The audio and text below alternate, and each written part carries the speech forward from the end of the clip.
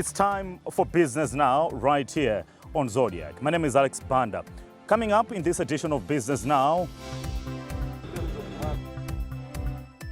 we take a look at business and prospects of economic integration between Malawi and Mozambique. Also coming up in the program, economist and National Planning Director General Thomas Mutari speaks on how Malawi should leverage on manufacturing as one of the pillars in the ATM strategy economic recovery plan. We have these and many more. Please do stick around.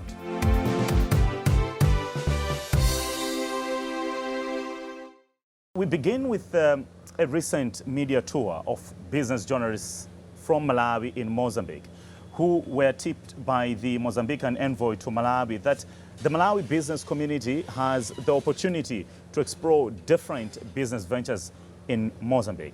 Now, Mozambican High Commissioner to Malawi, Alexandra Manjate, said key commodity goods for Malawi's economic growth can be transported to Malawi at reduced cost via rail transport and in efficient timeframes, reducing the road travel cost and the current downtime. So Mozambique clearly is key to land-linked countries like Malawi in the SADC region in the spirit of regional integration. Let's hear from Alexandra Manjati, the Mozambican envoy to Malawi. Our first evaluation that we can go up to 30 or 40% of the price reduction when you use, for example, oil. You saw that 1 week ago, for example, a train arrived in Longwe coming from Nakala. Definitely, economically speaking, if we see it, we can reduce the price because the big French of Malawian, the price of transportation, the road transportation, it's why deteriorate the prices in Malawi. If we can work together as two brother countries, bringing the community business, instead of using or prioritizing the road, using the railways at Beira, using the railways at Nakala, we can see it by next year, we can reduce drastically the price. We can reduce drastically the price. And I can put it around over 30% of reductions. When you are importer, you have to reduce the price of transportation if you want to sell to the final destination at a good price. And Africa, we have that we say African connectivity. We have been working with the African Development Bank as well as in the World Bank to speed up the process. We'll bring, for example, Nakala, we're bringing in Zambia, we're bringing in Congo, but we're still working out on it. Instead of stopping, waiting for it, we, Malawi and Mozambique, have been working together for quite a long time. As I said, in October last year, both presidents inaugurated the Nakala port, and you saw the huge investment made, even the rail. Let's use it for the benefits of our people. Let's use it. It's around 1,000 Ks. Beira also is 30 hours. He has 10 hours. If we can work together on that, you show the people what's in the field. You'll be going to Beira, you'll be going to Nakala. Show them the reality. Next time, let's bring them, the importers, the business community, to see it and use it. If there is a challenge, let's sit together and try to solve that challenge. It's normal, even if you sell bread, challenge arise. But don't refuse or change it. Sit down to say, instead of selling by 6, please sell by 5. Or I can pay you now, but I'll pay you after 1 month. This is part of business. What we need you is to see and report, frankly, what's going on in the field.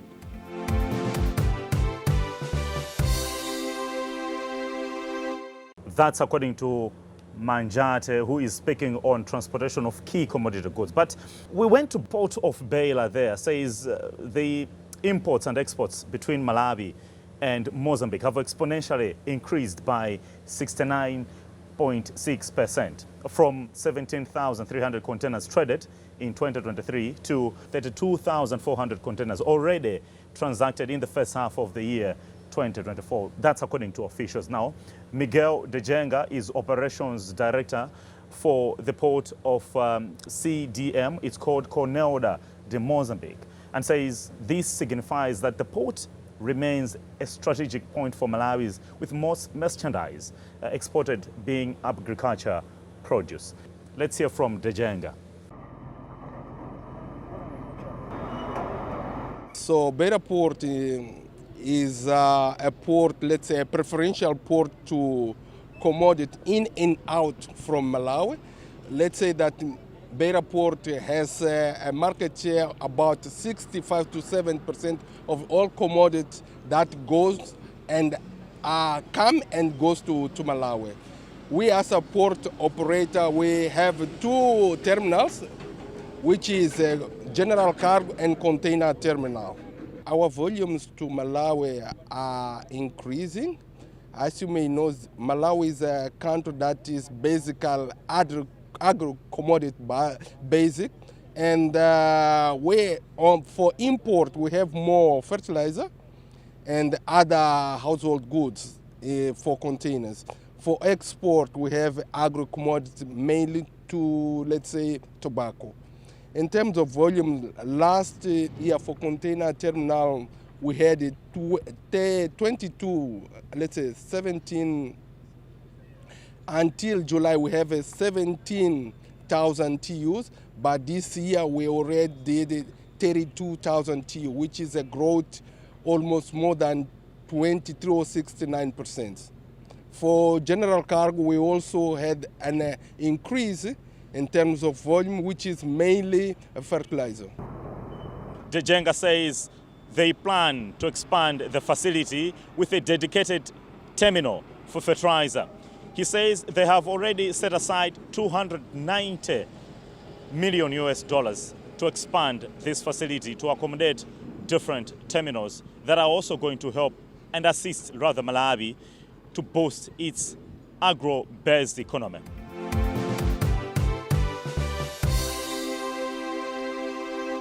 So away from Beira, we go to Nacala. In Nacala, the director of port there, Niemo Induna, has highlighted that the port's significant potential to boost regional trade and integration, which neighboring countries like Malawi, Zambia, and Zimbabwe are yet to fully exploit. Induna says the port of Nacala has the capacity to handle 10 million tons of cargo annually. The port of Nacala, as the terminal now, has increased when it comes to equipment, when it comes to yard, when it comes to... So you can very quickly load the cargo into the wagon, and you can very quickly have the cargo as well in Malawi. This is a clear sign that we still have a lot of capacity to be explored to Malawi. Okay, we are showing to you a new port with equipment, modern equipment, with systems in place. Being said to say that our operation are very quick, and this is where you can use Port of Nacala as your main. If you look at the position of Port of Nacala, it's a very strategic one because it's the shortest road to Malawi. The reason being this reason why you need to consider Port of Nacala as the main player to bring goods to Malawi. We have new equipment. I am talking about two key gantry crane for ship-to-shore operations that we can do up to 24 moves per hour. We have new equipment as well in the yard. I'm talking about a rubber-tied gantry crane, 8 of those to do yard operations, and we have a capacity to do 2,000 TUs per year. This is the throughput annually. Port of Nacala should be your main port because it's shorter, it's quicker, and we have new equipment in place.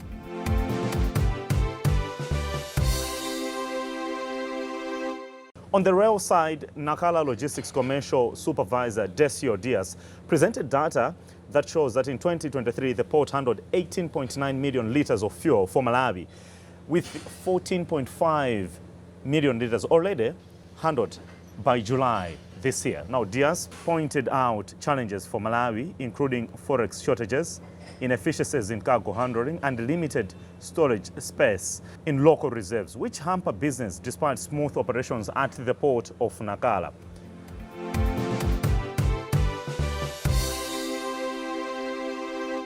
In addition to fuel The port is currently facilitating the transportation of 52,000 metric tons of clinker, which is used in cement production in Malawi for Portland cement to other products like wheat, vegetable oil and tobacco, among other imports and exports for Malawi.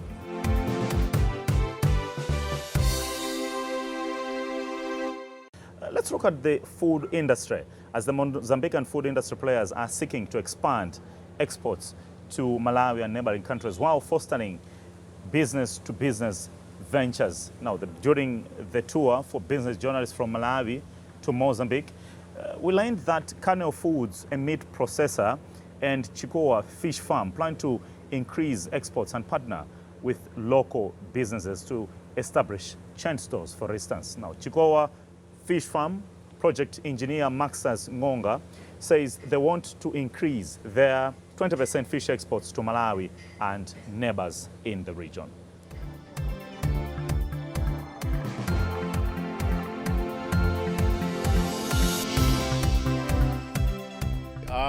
Planning to increase our export market. I think the biggest thing that we are currently working on is construction of our processing facility, and this will allow us to be able to process fish directly on the farm and be able to supply different processed fish to the export market.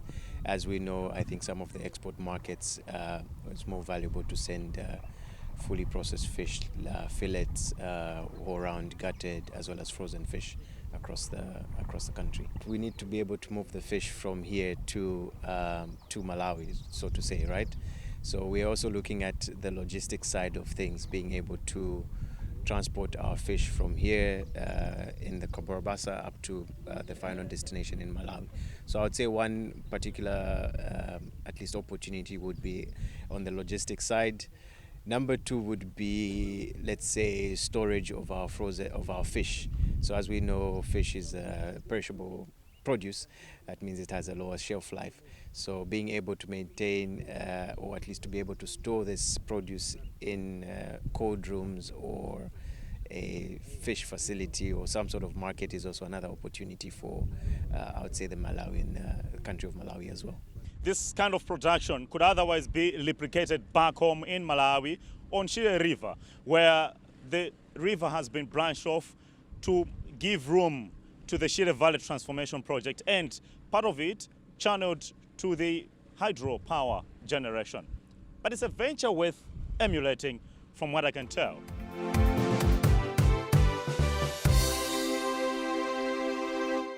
Another key sector of the economy is power.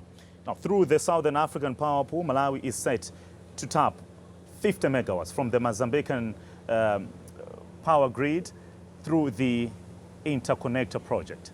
The consulting engineer for the project, Suraj Pakrash, says the civil works will be completed by December this year and commence electricity distribution by May next year, that's 2025.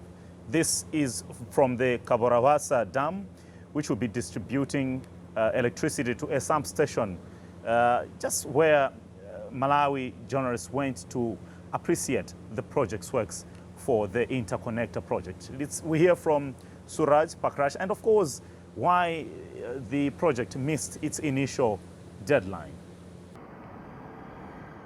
This began 1.5 years before, and current status is like 66% of the progress is already completed on these works, both combined together, designing and procurement as well as the construction part. So the expectation for completion of this project is somewhere in the December this year. So it will depend mostly even on the another portion of this project, which is the transmission line. And completion of this substation itself will not have like the power transportation from Mozambique to Malawi. That portion of transmission line also needs to be completed, wherein the power could be transferred to Malawi. The transmission line is a bit on the 60 to 65% completed, and more or less like in May or June next year, it should be mostly completed.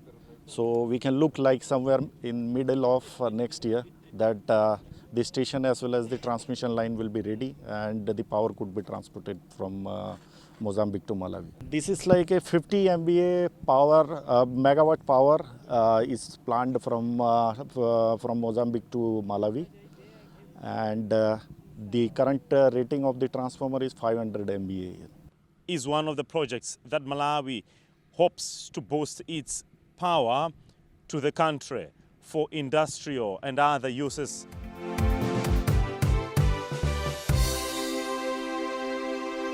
Let's get back home as the Director General of the National Planning Commission, NPC, Dr. Thomas Chatagarara Muntali, is upbeat of Malawi's prospects to economic recovery if technical and financial support is channeled to focus on a particular sector of the economy. He says, in a sense, this will also help the country to get back on the rails to achieving the middle income status as projected in the Malawi 2063.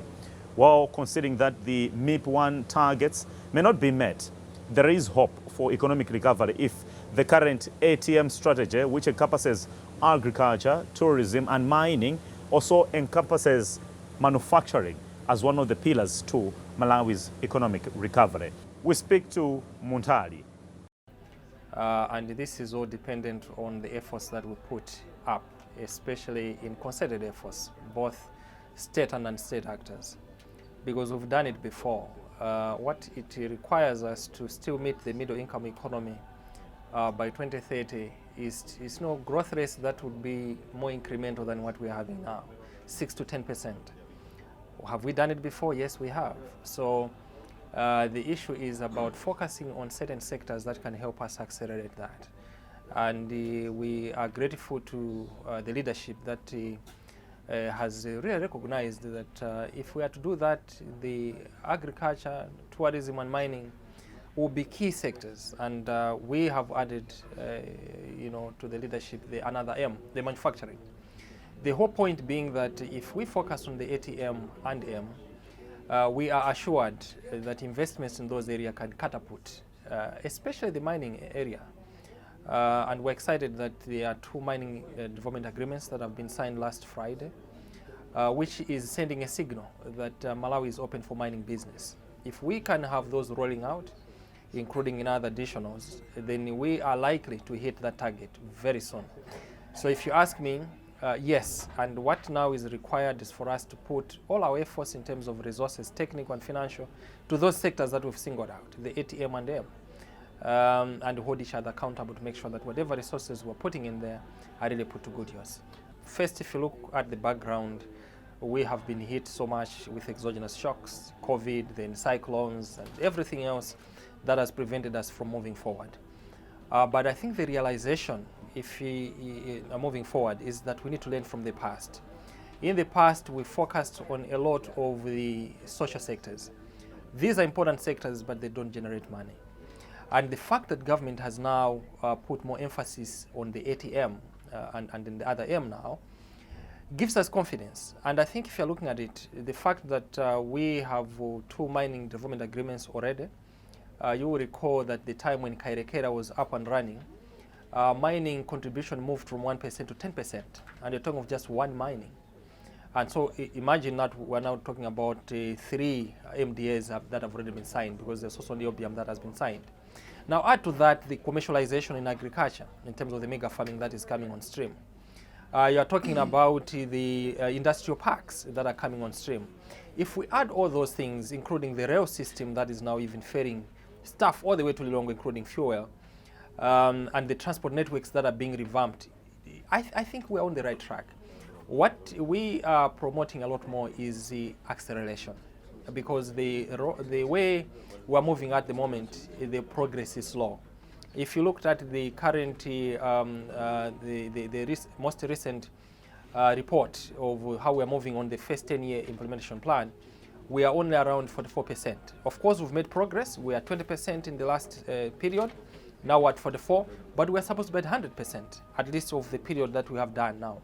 So if we can only accelerate those efforts, and that is not just about government alone, It is about the development partners, the private sector. That's why we're in town here to engage some of the key private sector partners like Ilovo, the Press Corporation, the financial institutions.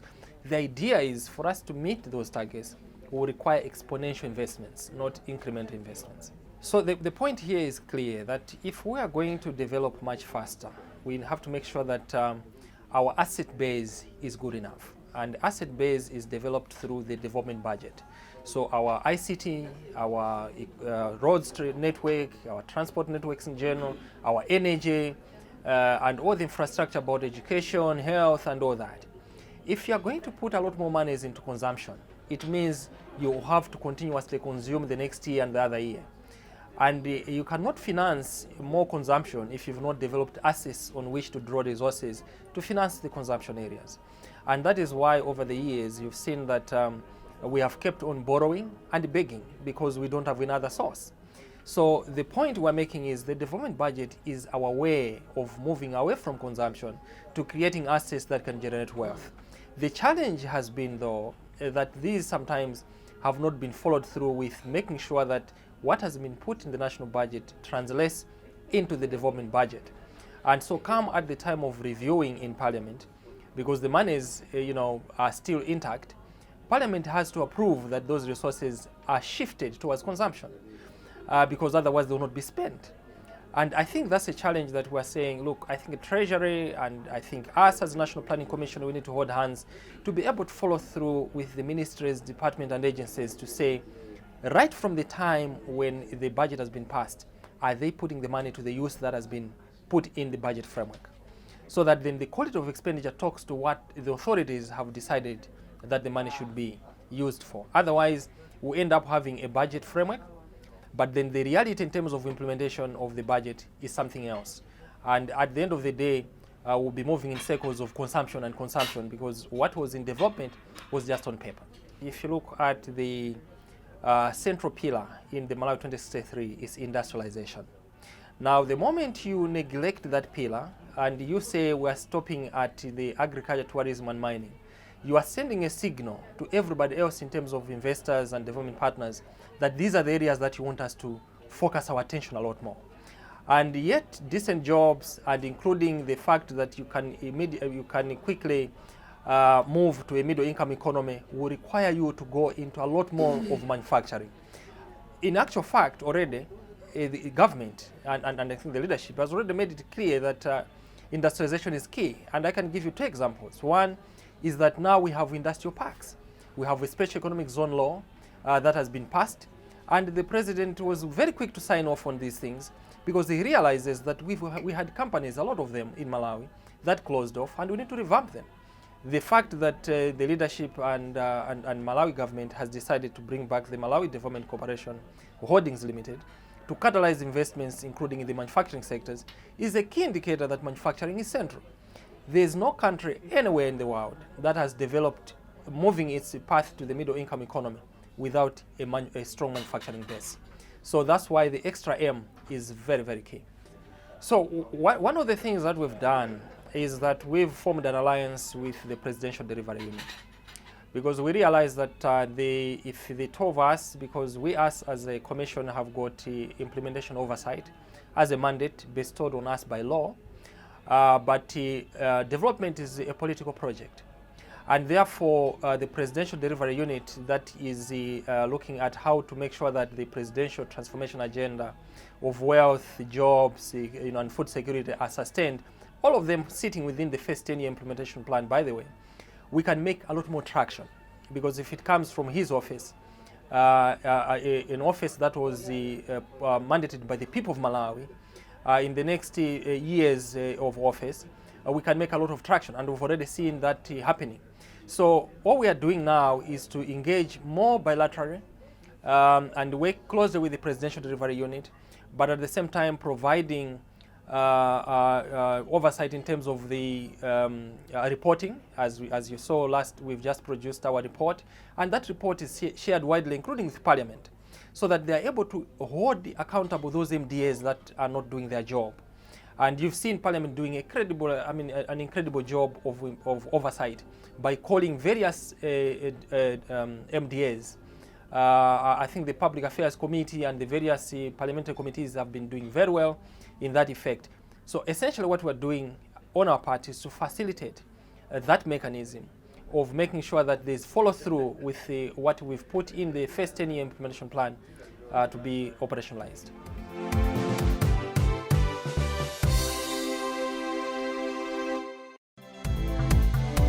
This is where we've come to the end of this edition of Business Now, right here on Zodiac.